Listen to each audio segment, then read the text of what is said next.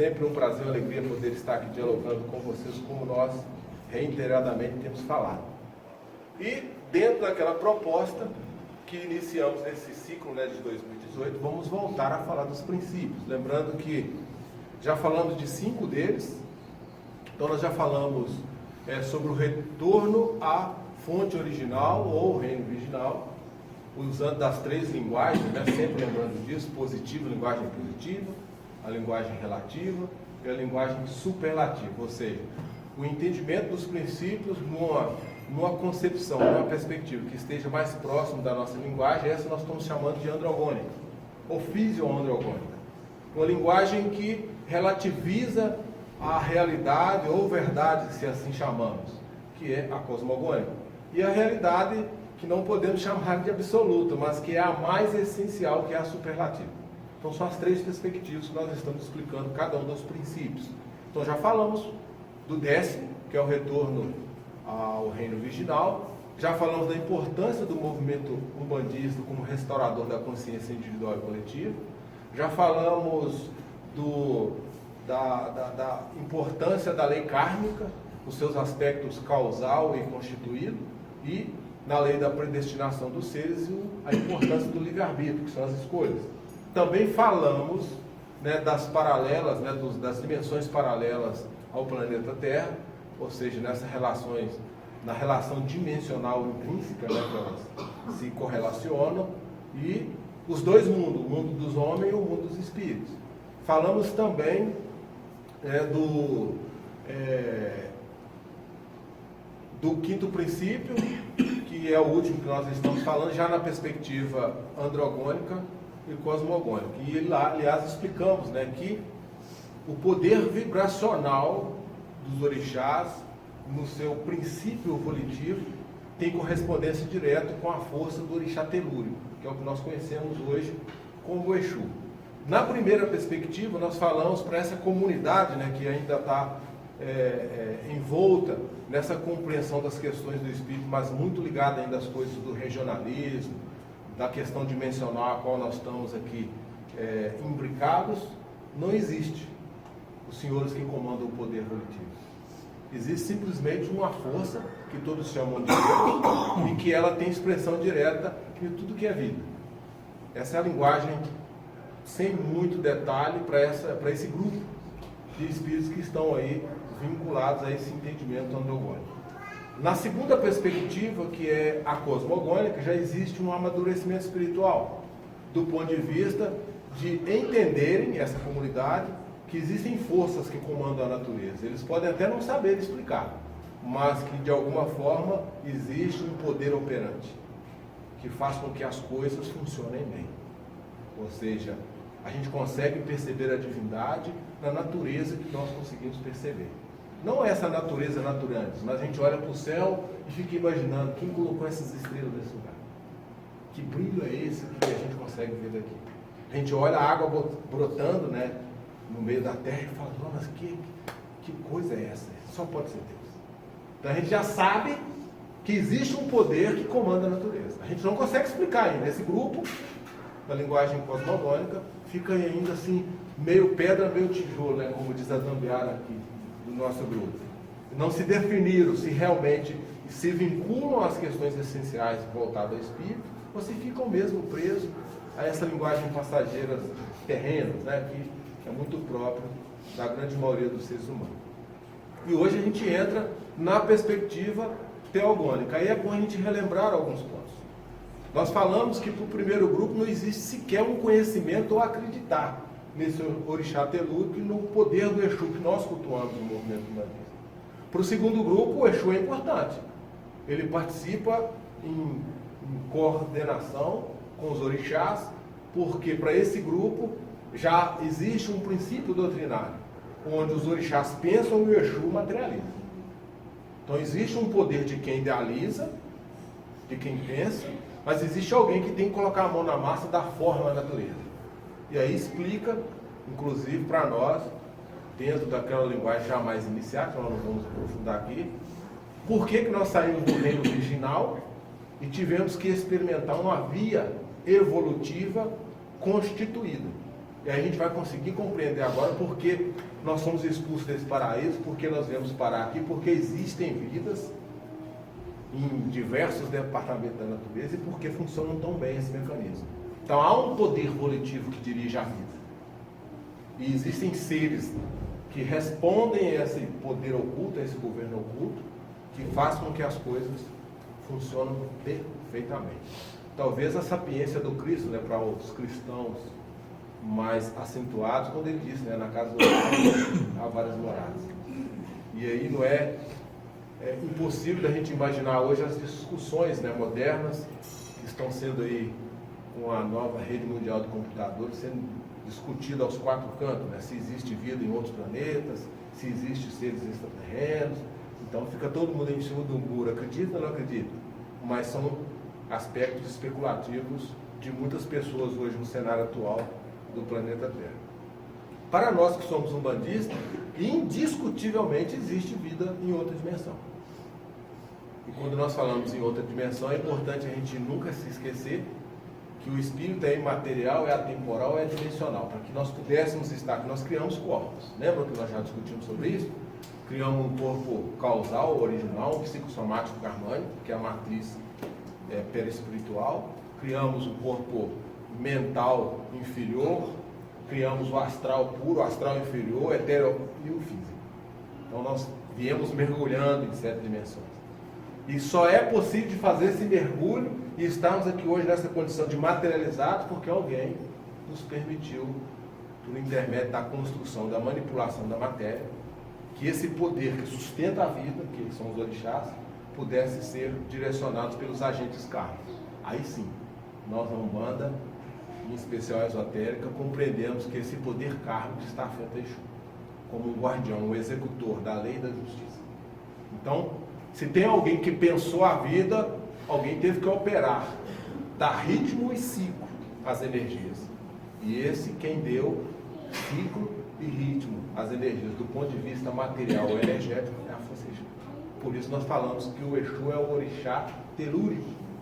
Por isso que algumas escolas o chamam do orixá do terra a terra, que está mais próximo da energia matéria. E aí fica fácil da gente também entender que quando nós perdemos o corpo físico, nós não morremos, nós só deixamos de ser vistos. E que a existência, a vida continua. Então, quando evocamos aqui o Espírito, nós os chamamos de uma dimensão que a gente não vê, mas ela existe. Percebam que nós já estamos falando dos princípios que nós já estudamos anteriormente. E aí nós vamos dando fundamento ao nosso saber doutrinário. E na perspectiva superlativa, que é a teogônica, que explica um pouco, né, da ciência divina, a gente começa a compreender que se o Exu é um manipulador, o orixá telúrico da energia matéria, então essa energia procede de algum lugar. Algumas escolas a chamam de energia etérica, que é a protoforma da matéria. Mas ela ganhou propriedade. Então ela deixou de ser uma energia indiferenciada para ser uma energia diferenciada. Então quando essa energia sai do éter, ela ganha propriedade na matéria, algumas escolas a chamam de forças primordiais, ar, fogo, água e terra. E a magia de Exu que opera a transformação da antimatéria, que é a energia etérica, numa individualização, numa categorização que a gente chama de energia visível e palpável. Para aqueles que gostam de química, de ciência, a gente poderia chamar que a energia quintenciada ganha propriedade em 3 estados: gasosos, líquidos e sólidos. Mas para a gente entender a setessência, né, dessa energia, que é o poder volitivo do orixá, o que dá o ciclo e ritmo à vida, mas que a manifesta nessa natureza, a gente precisa entender que existe uma energia primordial, que a gente chama de energia vital, que se transforma em energia luminosa, ou éter luminoso, que se transforma ainda mais em éter refletor, que se transforma mais ainda em éter químico, até que ganha a propriedade dos gasosos, dos líquidos e do sólido. E quem faz todo esse processo no campo da energia? Quem que opera todo esse poder de criação dos orixás? Que são as linhas de forças preponderantes? Os Exus. Então os orixás, que são os senhores da luz, pensaram o mundo, pensaram a vida.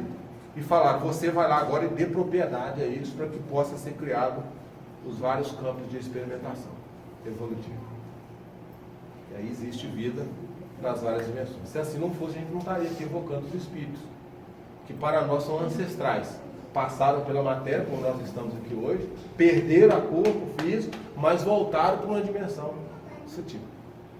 Então, o mundo dos espíritos se comunicam conosco no mundo dos humanos. Se rompe, então, pela consciência dessa realidade, essa dimensão limite entre o mundo dos espíritos e o mundo dos homens. Toda vez que nós evocamos a ancestralidade, toda vez que nós evocamos os espíritos, nós demonstramos essa pragmática científica real que existe dentro, né, ou preconizado pela doutrina sagrada de Umbanda. E o que eu queria que vocês guardassem?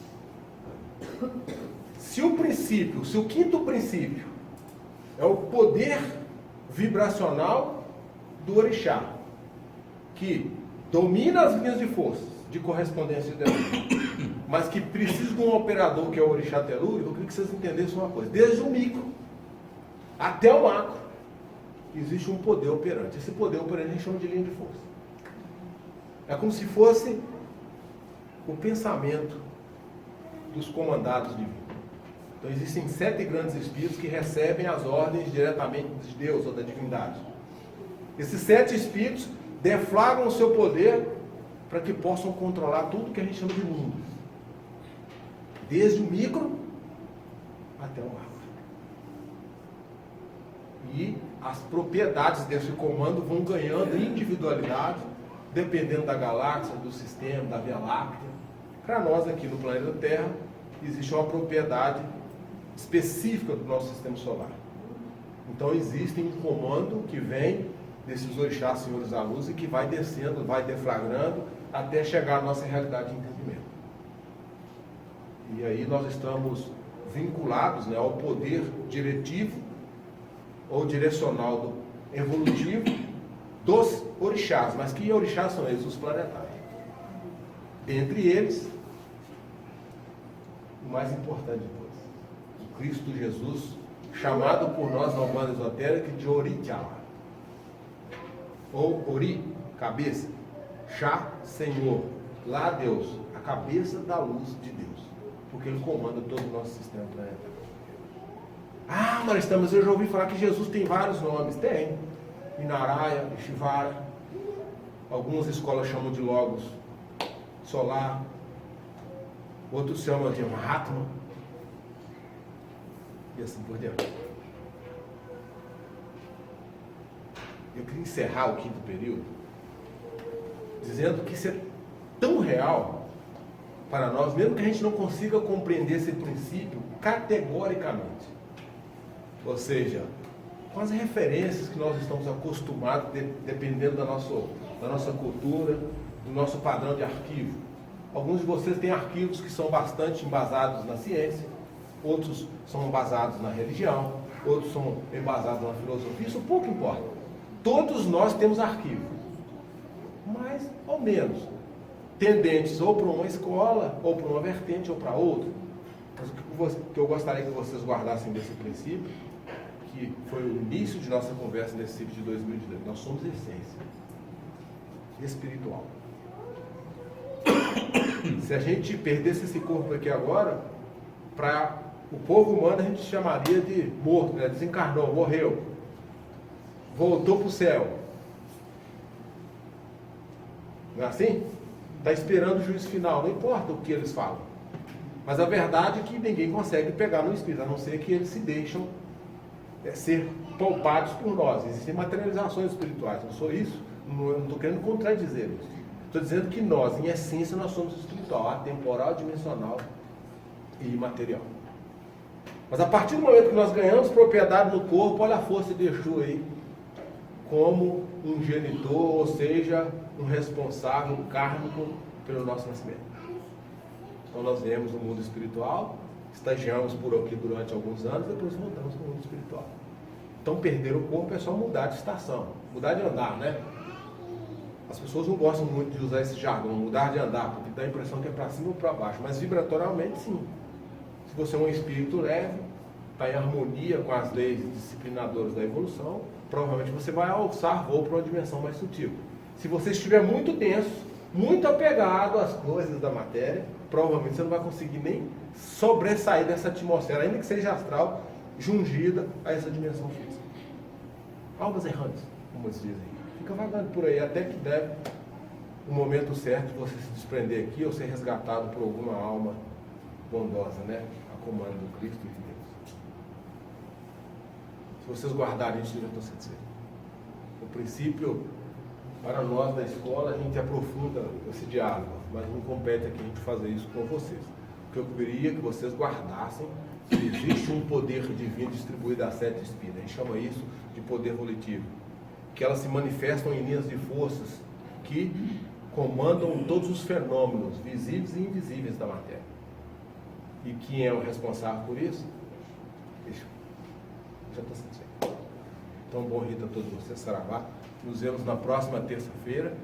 Aí sim, já entrando no 4º princípio, nessa linguagem aí dos 10, né, que nos propomos a falar aqui nesse ciclo de 2018. Tá bom? Saravá. Vamos ao nosso rito.